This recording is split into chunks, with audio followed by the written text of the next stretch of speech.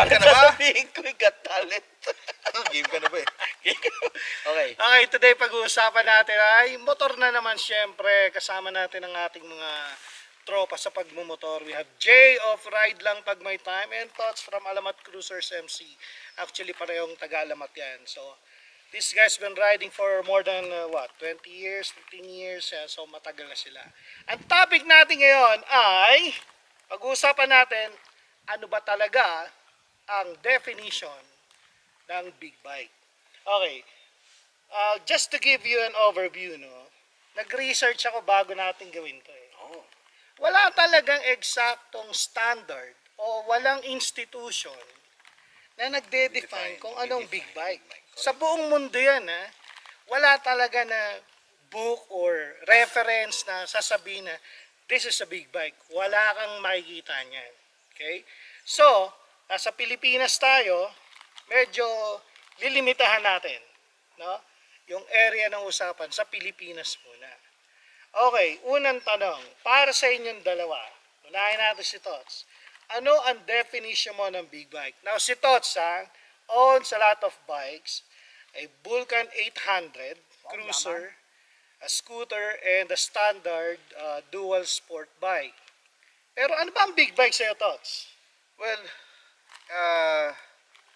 siguro nung namulat ako sa pagbumotor, ang tumatak din sa isip ko, sa pananaw, no, ang mas ko-consider na big bike, at least for the Philippine setting, is any motorcycle from 400cc pataas. Philippine setup yan. Philippine Philippine setup. setup. Nung namulat ako, Yeah. nung medyo matagal-tagal na rin nagmomotor, probably I could consider any motorcycle na around siguro mga 250 pataas. Mhm. Pwede na Pwede nang kumbaga sa i-consider big bike na yan. as big bike. Pero nabanggit mo yung 400. Ano yung naging dahilan doon? Well, ang naging basis nun, kasi kailan lang naman ako nagsimula magmotor. No? Nagsimula ako early 2000s lang Mm. na magmotor. Probably naging mind condition yung limitation sa expressway. The Yan yung expressway naging meaning. limitation dun sa concept ng big bike. At least for me, Mm. in my opinion. Ganun. Okay, Jay. Si Jay owns a Royal Enfield Classic 500cc, a cruiser, 150cc cruiser, a scooter, and meron din siyang dirt bike. So Jay, para sa'yo, ano ang definition ng big bike sa Philippine scene? Siguro, sa akin muna, sa akin, masasabi ko pa nga na big bike yung dirt bike ko kasi ang taas eh. Big talaga eh. Big talaga eh. Hindi, pero same thing with, yung perception ni Tots regarding sa big bike. Nung namulat kasi ako sa pagbumotor, ang naging, ko is yung 400cc. Yung basihan. For Philippine setup, same thing.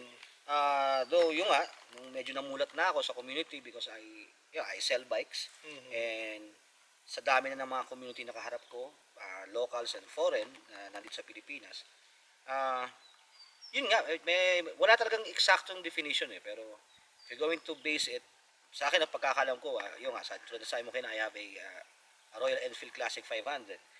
Sa ngayon, ang pagkakaano ko doon, that is a mid-size. That's a mid-size Mid-size bike. bike. Mid-size bike. Kasi ngayon, ewan ko kung tama din yung understanding ko doon sa hindi naman sa research, pero sa mga pagkakaalam ko sa mga nakakausap ko. Ang big bike talaga is a liter bike above. So 1,000cc. 1,000cc. Yun yung may pagkakaalam ko rin. Mm. Kasi nung namumulat ako sa pagmumotor, before kasi nag-start ako sa two-stroke mga scooters, Mm. yung racing days, drag race days, and then after that, natigil ako, Mm. and then nung bumalik nga ako sa pagmumotor, which is yung nung naano ko yung aking 150 chopper, Mhm. namulat ako doon. Sa akin, ang mindset ko noon, ang big bike is a cruiser. Okay. Oo. And then, that time kasi ang mga nun is mga 600 to 1,000cc na sports bike.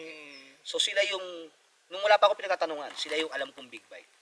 The 600 to 1,000cc on the sports side, and pa nakakita ka ng mga cruiser na sa akin yun na yung big bike. That time. Yung time na yun. Okay. So siguro sa pagmamotor, no, ako yung pinaka-youngest kumpara sa dalawang to. Hindi ko sinasabing matanda na sila. Wow, man, Wow ganun. naman, naglalabasan ng mga bars. Kumbaga ako yung pinaka-newbie rito as compared to this two, no. Well, katulad din nung namulat ako sa pagmotor, ang unang papasok sa'yo sa usaping big bike, yung expressway, Expressway, access oo, eh. access. Oo. So parang nagkakaroon ng division pagdating doon na Para pag sinabi, pag nakapasok ka ng expressway, yes, big bike yan. big biker ka na pag nakapasok ka ng expressway. Until nagkaroon ako ng 500cc, nagkaroon ako ng 400, and right now, I have a Vulcan 650. Nung unang nakapasok ako ng expressway was uh, 150cc gamit ko nun eh. Huwag niyong gagayahin. Oo, ah. wag nyo gayahin. Oo. Actually, Hindi, ano yun? Para malinaw. Hindi pa stricto siguro nung panahon. hindi pa. Oo. That time, hindi pa. Nagamit namin NLEX, 150cc SLEX noon. And then nung nandun na kami, it was the same thing eh. Well, as far as cruiser is concerned, no, we're just cruising. And difference is, the big guys, 400 and above, they can cruise from 90 to 120, Less effort. less effort, and then babaran yon. Dun sa 150cc, pag naka-80 ka na 15 to 20 minutes, kailangan mo ibaba eh. Kasi nagagalit yung makina. Oo. No, yun ang difference. Pero, kung sinusundin mo naman yung speed limit, you're within the range of the Pasok yun. minimum. Kahit Pasok 150cc, ka. pasok Oo. yun. It's within the Oo. range. Kayang-kaya. Ano yun eh, kasi ang usapan doon, the expressways are long stretches. Yun, oo. So, ang design, ang cruising speed mo, maximum is 100.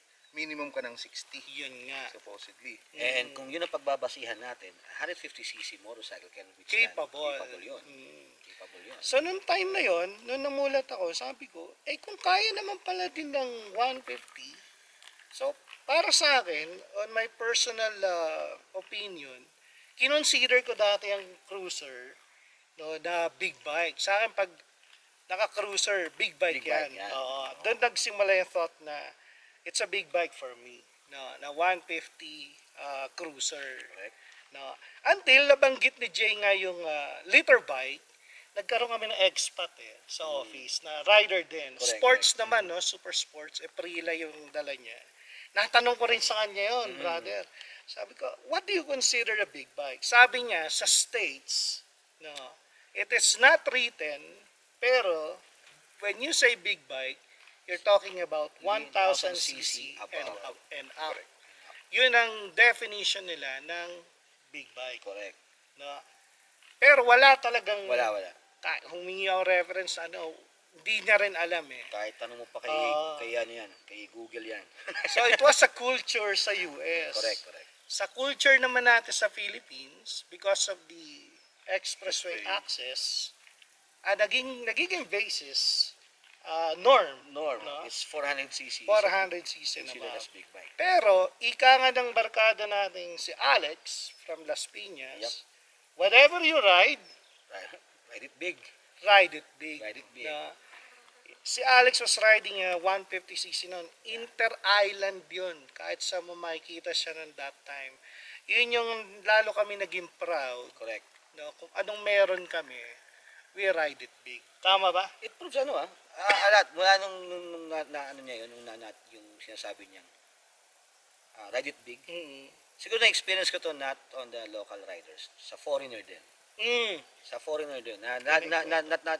Na-feel ko yung acceptance of whatever you ride, as long na you have the passion, you have the same passion. I don't care what you ride, Yeah. be proud of what you ride. What you Tama. have. Yun yung ano nun eh. Yun ang magandang tawag dito, mindset. Mindset. Na whatever you ride it big. Yep. Okay, any last thoughts from thoughts? Last thoughts. Ako talaga yung last. Andito. Hindi naman. Kumbaga, for me, may yung motorcycling, pagmumotor. It starts out with yung intrigue.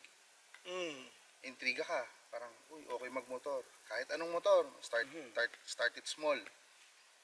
Diba?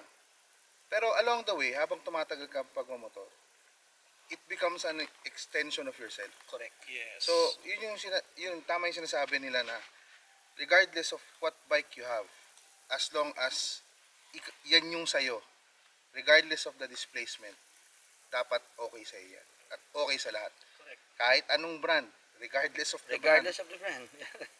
Nagra-ride ka, rider ka, nagmomotor ka, you have the passion for it, you love your bike, that's the most important. Correct. Tama yan. Jay! Yun, dudugtong ko lang yung sinasabi siguro niya just to elaborate more regarding the passion. Kasi yung... Wrap up na eh, huwag ka na mag-elaborate. Hahaba. Oo nga, sige nga, mag-harap ako. Hindi, yun. Kasi nga, sabi ko nga sa kanya, di ba, yung during our time, mga kasama natin, 600, 800, Oo. 1,000, pero we ride We ride with them eh. 150cc. 150cc Because of the passion, because what we, yun, naumpisahan na nag-ride, pero na-in-love kami. So, we join. Kahit na 150cc, masaya. And they welcome us, walang discrimination. Walang discrimination. They don't Masaya care what kasama size. yung mga yun. Oo. As long na we share the same passion, siguro doon naging specific dahil lahat tayo cruiser. Yes. Lahat tayo cruiser. So hindi ko masasabing may discrimination doon, pero yung feeling ng I don't care what CC yan, Yung belongingness. yung belongingness actually, yun. Kakapinsan ni loveliness. Yes. Ay, ayun. Di, ayun. So, yun lang. Sabi niya, extension of yourself yung magbumotor. For me kasi, kung ano yung motor na nina-ride mo, that is your character. It's also, parang combine ko yung anong attitude meron ka sa pag-ride. So, yun. Be yourself and don't be a wannabe. Tama. Tama. Always right.